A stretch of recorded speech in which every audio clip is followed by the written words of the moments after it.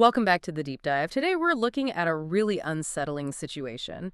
It involves Emma Fielding. She's this successful archaeologist, tenured, very smart. Right, and discipline, too. Keeps up with Krav Maga training, stays sharp. Exactly. But what we're diving into is how all the success, the physical training, suddenly seems, well, almost useless against a threat that's deeply personal and just keeps escalating. Yeah, that's the core of it. We're tracing this sequence of events, this campaign, really, designed to just completely isolate and terrify her. And it's orchestrated by someone she believes is a former colleague, Tony Markham. Someone who's supposed to be dead, presumed dead 4 years ago. Which is the central problem, isn't it? Because he's officially dead. Nobody believes her at first. Her husband, Brian, her friends, they think she's cracking under pressure. They dismiss it as stress, maybe paranoia, total invalidation right from the start. And that invalidation kicks off, ironically, while she's trying not to be stressed. She is on vacation. Yeah, Kauai, then San Diego. Yeah. Trying to, as the source notes, shake off that professorial slouch, get away from it all. But that's when things start getting weird. And the first piece of sort of anti-evidence comes up. Right. Brian tells her about this postcard she received, a threatening one. Yeah. The police check the prints. Error. Definitive non-match. The fingerprints are absolutely not Tony Markham's, according to the records they have of him being, well, dead. So boom, instant ammunition for everyone else to say, see, it can't be him. Exactly. It's brilliant in a twisted way, plausible deniability, layer one. But the weirdness doesn't stop. It just shifts. It becomes more symbolic, more personal. Highly personal. These tokens start appearing, designed specifically to mess with her head and her relationships. Like the flowers. That detail stood out. Lilies of the valley showing up at the hotel. Yeah, which sounds nice, right? Yeah. But Emma, she immediately connects them to her friend Pauline's death because they're poisonous. Wow. So it's a message tailored just for her memory, her history. Precisely. And then it escalates. It moves beyond subtle threats into, like, outright social sabotage. The gifts start arriving for her family, making it look like they're from her. Expensive barbecue meat for her dad with a tag. Dad have a blast. E. Fielding. Flowers for her mother-in-law, Betty. Again, supposedly from Emma. So it makes her look malicious, or at least incredibly thoughtless. It paints her as unstable, maybe losing it. It's designed to chip away at her support network, make people question her judgment. And all the psychological pressure, it starts showing up physically too, doesn't it? There's that dream. Oh yeah, that vivid dream of dying by the ocean. Yeah. Trying to reach Brian, but she's completely paralyzed. Wakes up fighting the bed sheets, the warmth. That sounds intense. It really underlines the mental toll this is already taking. But she doesn't just crumble. No, she leans into her training, right? The Krav Maga. Very much so. It seems like a grounding force for her. While she's in San Diego, she even visits another martial arts place, Derek Temple's. And she notices something about the students there. Yeah, she notes they're really hard, physically fit. She guesses maybe military, given the location. Interesting. And the instructor, Temple. He comes across as intimidating, but there's this little detail. Emma overhears him talking about money problems. A second mortgage. A vulnerability. That feels like it might be important later. It often is. But then the attacks shift again. From the personal, the psychological, to the professional. Right, her sanctuary, her archaeology site. Yeah. They find this pit, small, perfectly square, about 50 centimeters, just dug overnight on her active site. Unauthorized, obviously, just there. And it's not just digging, it's malicious. Someone planted nails in the ejecta pile the dirt dug out of the hole. Nails cut off at both ends. Why? Purely to injure whoever sifts through that dirt, which is standard procedure. And it works. Her friend Meg gets cut, handling the dirt. That's awful. But there was more to it, wasn't there? Something about the contents of the pit itself. Oh, absolutely. This is where it gets really specific and points to an inside job, or at least someone with intimate knowledge. The bones. The bones, found at the bottom, they were clean, boiled faunal bones. Animal bones. Which means they didn't come out of the ground like that. In an active dig site, finding boiled bones like that means they came from a prepared study collection. So someone took them from the lab. Her lab. That's the chilling implication. Someone with access to the college collections, maybe even her schedule. Professional violation on top of everything else. Okay, so the attacker knows her world inside out.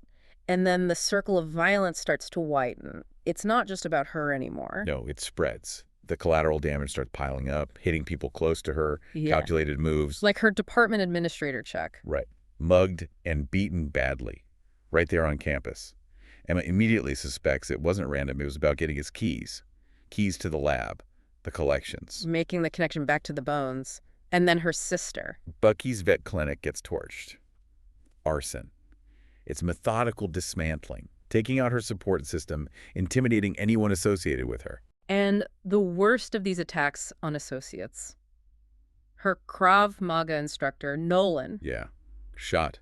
Not killed, but partially paralyzed. A direct hit on her source of strength, her ability to fight back. It feels like things are closing in really fast. And then comes perhaps the cruelest blow, targeting her goddaughter, Sophia. Ow.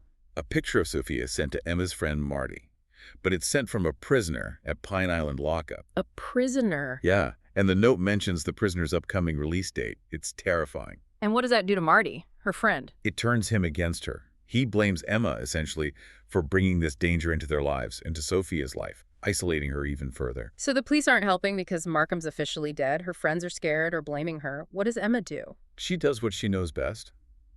She starts investigating. She uses her archaeological skills, that mindset of, I reconstruct things that happened in the past. Taking matters into her own hands. Exactly.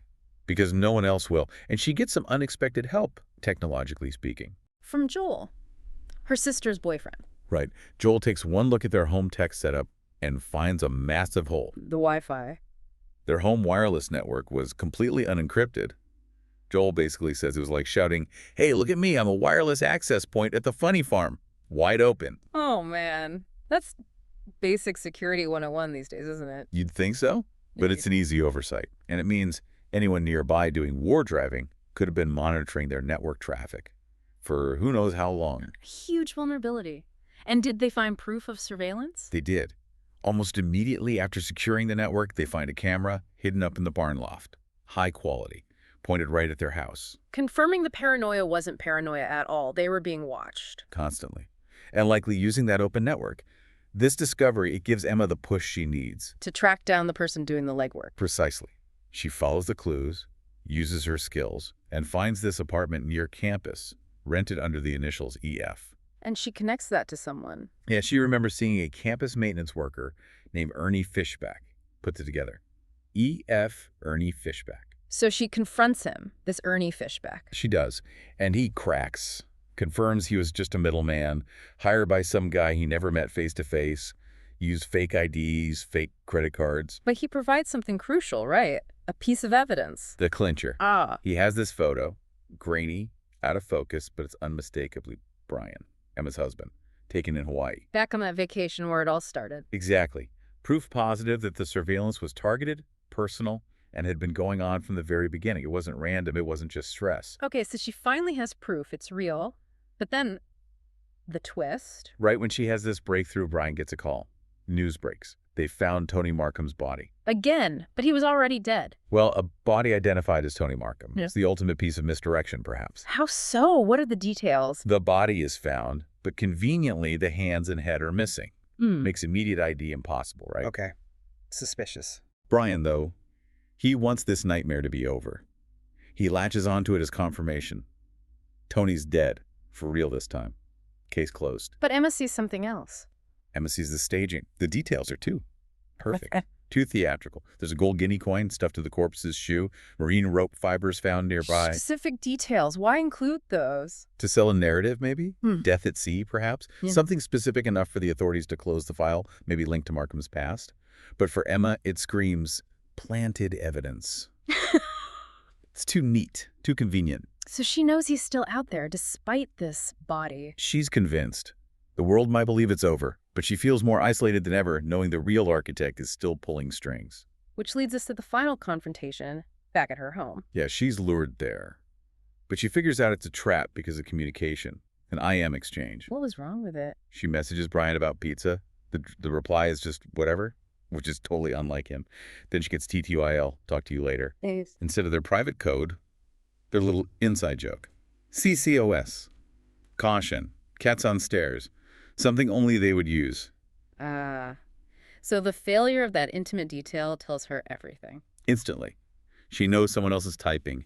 Brian's in danger. She's walking into it. And when she confronts Markham face to face, his motive, what does he say? It's chilling. It's all about control. He says, I'm trying to teach you your limits. He needed her to break psychologically. Not just defeat her, but make her acknowledge defeat, make her own it, as the source says. Exactly. Prove his dominance, that his campaign of terror worked. But it doesn't quite go according to his plan. She fights back. She does. Her training kicks in, but it's her resourcefulness that's key here. It's not some clean Krav Maga move that ends it. What does she use? An electrical cord. Heavy-duty black rubber cord for a new washer-dryer. It even had this chunky skull-shaped plug. A household object, not a weapon she trained with. Right. The irony is thick. All that tactical training and survival comes down to grabbing the nearest heavy, mundane object and using it effectively. She hits him hard with that plug end. And Markham. He doesn't die immediately, but he succumbs to the injuries about a week later in the hospital. Nobody claims the body. So the physical threat is finally, truly over. But the description of the aftermath for Emma, it's clear the damage runs deep. Oh, absolutely. The sources emphasize the psychological trauma. She needs the lights on all the time. She's jumpy. But importantly, she recognizes she needs help. She seeks therapy. Yeah, her friend Marty recommends a therapist, and she follows through, acknowledging the mental scars, not just celebrating the physical survival. Okay, so stepping back from the narrative, Right. What are the big takeaways here? What can we learn from Emma's ordeal based on these sources? Well, first, I think, is how effectively plausible deniability works when attacks are distributed and confusing, and how personalized information, those lilies, the bones, even that fake body, can twist objective facts, like fingerprints, into tools of deception. Making the victim doubt themselves and making others doubt the victim. Exactly. The whole campaign relied on generating that doubt. It isolates the target. And the second big takeaway seems pretty practical. Extremely practical. Vigilance isn't just physical. Emma was ready for a physical fight, but her biggest vulnerability turned out to be digital. That unsecured Wi-Fi. The open door that let the watchers in. Precisely. Yeah. It enabled the surveillance that fueled the whole campaign. Yeah. Basic cybersecurity, even at home, is critical. It's not just about corporations. It's about your own network, your own digital footprint. A stark reminder for everyone listening, for sure. Definitely. So that leaves us with a final thought to mull over. Something about resilience and cost. Yeah. Emma's physical training was undeniably crucial for her survival in that final moment. She wouldn't have lasted without it. But it wasn't enough to protect her or her loved ones from the overall onslaught. Right. The psychological cost was immense. For her, for her sister, for Nolan, for her friendship with Marty. It raises a tough question, doesn't it? Which Was that terrifying self-knowledge she gained about malice, about her own limits and capacity for survival, ultimately worth the devastating price paid by everyone in her orbit? a heavy question. Something to think about in terms of what safety really means beyond just the physical. Indeed. Balancing preparedness with the potential ripple effects of facing down true darkness.